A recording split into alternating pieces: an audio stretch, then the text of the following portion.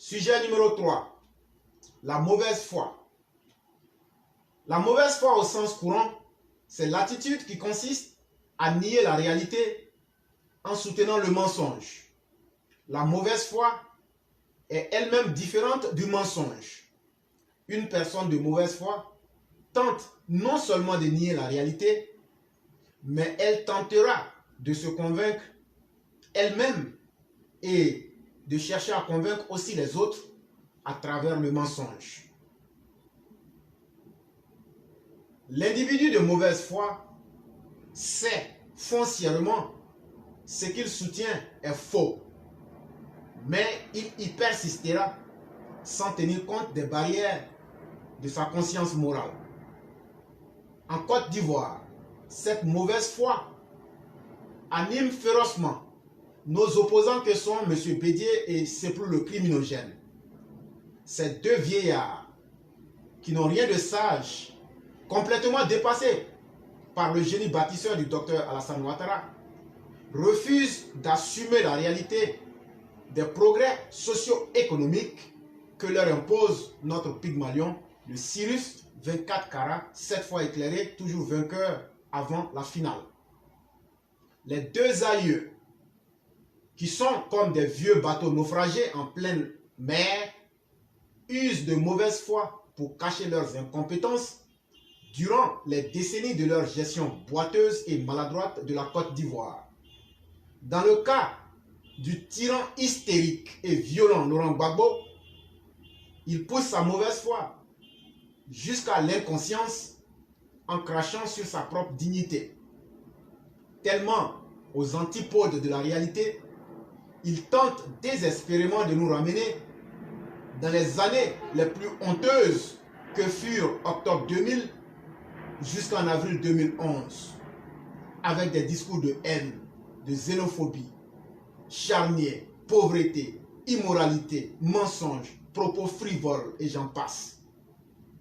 La mauvaise foi est la chose la mieux partagée chez nous en Côte d'Ivoire, mais aussi auprès de nous dans un pays appelé le Mali, où de 20 individus s'accrochent désespérément au mensonge en croyant pouvoir vaincre tout le monde. Revenons chez nous en Côte d'Ivoire pour dire que nos opposants pratiquent aussi cette mauvaise foi. Autant en font nos propres partisans du pouvoir en place, c'est-à-dire le RHDP. Regardez aujourd'hui comment certains voudraient que l'on ferme les yeux sur la mauvaise gestion de ceux en qui le président avait placé une grande confiance dans la gestion de la chose publique. Aujourd'hui, le président lui-même ne se gêne plus pour leur donner des conseils en public et partout. Non seulement ces individus défaillants nient l'évidence en écrasant la morale, ils ont même le toupet de s'insurger contre nous, les EPV, qui essayons de les ramener sur la voie du salut. Ils pousseront la turpitude jusqu'à gracieusement payer des mercenaires de la communication pour défendre le faux, au même titre que les Maliens pour défendre l'indéfendable et soutenir tout ce qui entre dans le registre du honteux. La mauvaise foi dans notre société ivoirienne, et comme on peut aussi le voir dans la société malienne, ne se limite pas dans le monde politique. Beaucoup d'Ivoiriens, tout comme aujourd'hui la grande majorité des Maliens, font usage de façon indirecte ou assumée selon les cas. Sinon, comment comprendriez-vous que, spécifiquement dans le cas de la Côte d'Ivoire, 28 millions de citoyens se connectent à l'incapacité de combattre les maux qui pullulent dans notre pays? Et dans le cas du Mali, comment jugerez-vous 6 millions d'habitants incapables d'assumer leur destin en boutant hors de leur pays des putschistes djihadistes qui veulent s'éterniser par une dictature au Mali? Tout le monde fait semblant de ne pas être affecté ou concerné jusqu'au jour où l'on se trouvera confronté à un drame ou à une angoisse. La mauvaise foi est une stratégie de survie avec pour enjeu de protéger ses intérêts égoïstes au détriment de la réalité et au détriment de la morale. Jusqu'où peut-on aller individuellement et collectivement avec la mauvaise foi? Voilà donc la question posée. En réalité, plus l'on se ment à soi-même et l'on ment aux autres, ou lorsqu'on persiste à convaincre les autres de notre mauvaise foi, on condamne inévitablement toute la société à rejeter les bonnes valeurs qui doivent construire et maintenir la stabilité de toute communauté humaine. On se retrouve dans une société des afflictions et des antivaleurs. C'est bien à cela que l'on assiste de nos jours en Côte d'Ivoire, du côté de nos opposants, et la même chose du côté de la grande majorité des Maliens, avec la part belle faite aux personnes vides, comme Ben le Cerveau, comme Tunkara, comme Abdoul Niang, des nuls, des fainéants, des médiocres sur les réseaux sociaux, au détriment des personnes qui dégagent les bonnes valeurs de courage, d'intégrité, d'honnêteté et de créativité. Toi qui m'écoutes aujourd'hui, tu es acteur ou un promoteur de la mauvaise foi, ou décideras-tu d'être parmi ceux qui chaque jour poseront une action positive pour tirer notre société vers le haut? Un message fraternel aux Ivoiriens et aux Maliens. Source éclaireur pro vérité. Chers Maliens, allez dire à votre abonné d'écrire un texte comme ça. Ici, là, nous on écrit, on lit, on sait comment on travaille. Ça là, si tu es un Africain, là, tu as appris quelque chose dedans. Celui qui a écrit s'appelle éclaireur pro vérité. C'est pas encore fini. Ça continue. Texte numéro 4. Pourquoi les Africains resteront toujours la honte de l'humanité? C'est éclaireur pro vérité qui a écrit. Bonjour l'Afrique des malheurs. Bonjour l'Afrique des misères. Et surtout, bonjour l'Afrique de toutes les humiliations. Quelle prouesse malsaine. Chaque jour, attirer le destin de notre continent vers le bas avec les putschs, les détournements spectaculaires de nos biens, les injustices et impunité de toutes sortes. Comment voudrions-nous que le reste du monde nous respecte si nous-mêmes n'apportons rien de positif à l'humanité? Nous autres Africains avons fini par faire croire au reste du monde que l'Afrique est un continent de malheur et de personnes miséreuses. Et après, c'est encore nous, les mêmes Africains, qui venons nous plaindre que nous sommes la risée de l'humanité. Pourquoi sommes-nous silencieux lorsque des Africains font la chasse à d'autres Africains en Afrique du Sud?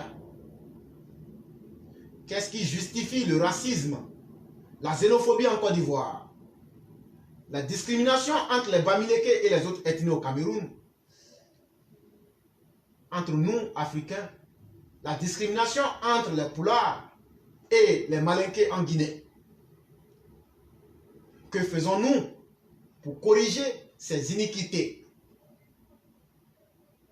Pourquoi nos armées locales veulent-elles justifier leurs incompétences face aux djihadistes par des coups d'État, comme ce fut le cas au Mali et tout dernièrement au Burkina Faso, sans oublier la Guinée-Conakry?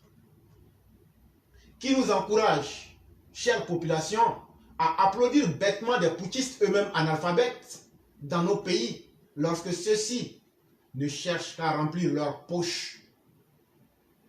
Qui ordonne à nos dirigeants de pratiquer la prévarication des deniers publics, le pillage de nos ressources et à déposer ces mêmes fonds volés dans les caisses de nos États dans des pays occidentaux? Nous autres Africains sommes en réalité des véritables hypocrites. Nous sommes des irresponsables. Nous sommes des inconscients en puissance exponentielle. La vérité fait mal, elle blesse, mais il faut pourtant la dire. Sinon, comment comprendriez-vous que lorsque nous sommes dans l'opposition, dans chacun de nos pays africains, c'est nous qui trouvons que les putschs sont salutaires.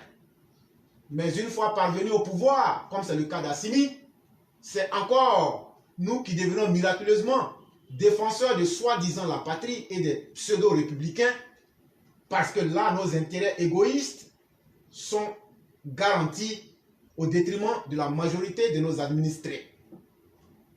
Peut-on continuer à ériger le manque de justice sociale, l'impunité en règle de vie dans nos pays et espérer la stabilité dans le même temps? À quoi nous conduira-t-il d'utiliser un mal pour corriger un autre mal? En d'autres termes, en utilisant les coups d'État, les impunités, les injustices, espérons-nous vraiment obtenir la justice sociale, la paix, l'unité dans nos pays africains? Si nos gouvernements établis sont jugés incompétents, en quoi une bande de putschistes pourra-t-elle faire mieux?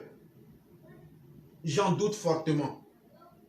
Connaissant la kyrielle de sanctions et d'obstacles diplomatiques qui seront bientôt imposés au Mali, s'il s'obstinait dans son aveuglement, cela ne ferait que faire patiner la vie de millions de Maliens durant tout le temps que durera cette transition boiteuse.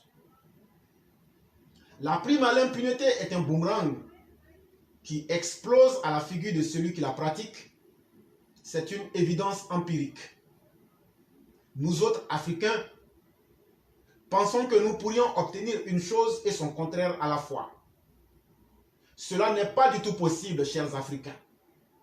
Nous sommes condamnés à faire le choix de la responsabilité et de l'objectivité. Et nous n'avons autre choix que cela. Tant que nous n'allons pas adopter les bons paradigmes qui ont aidé les autres continents, les autres pays à évoluer, nous allons demeurer les damnés de la terre et tout le monde aura le droit de se moquer de nous. Éclaireur pro vérité.